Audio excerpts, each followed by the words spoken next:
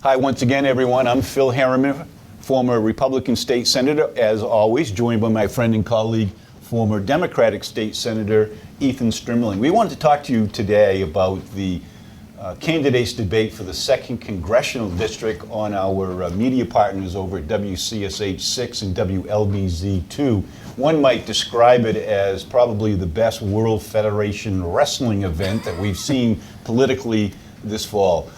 You were in the studio with me during the debate. What was your takeaway? Yeah, boy, the feathers were flying, as it were. Although I would say, really, the feathers were flying from Bruce Poliquin, a very good indication of kind of who's probably leading and who's not in the polls. Literally every answer he gave was an attack on Emily Cain or a response to some attack that Emily had made in some TV spot. I don't think he served himself well.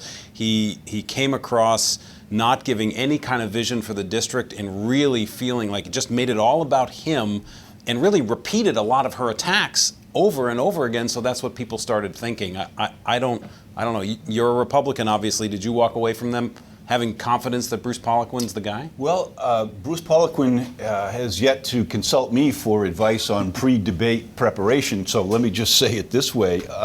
You could tell he was so frustrated that Emily Cain has distorted and in fact had some truths about his record, particularly around the property taxes that he pays on one of his homes, and he let that all unfold at Emily Cain. And at the same time, Bruce used the airwaves to point out Emily's liberal. She's for the carbon tax, she's for expansion of welfare, she's for higher taxes, and of course she took offense to those characterizations as well, which just left everyone, and this is what I said at the time, these two candidates in particular owed the people of the 2nd District an apology. They tuned in to listen to a debate about policy issues, and they just kept recycling each other's attack on the other. I disagree with you on this one. We've talked about it a little bit. I think you're throwing the baby out with the bathwater. I think Emily did respond a couple times, but she was nowhere near as much in attack mode as Bruce Poliquin was. And she did talk about issues that were important to her. She did put forward in terms of equal pay or what she would do with Social Security.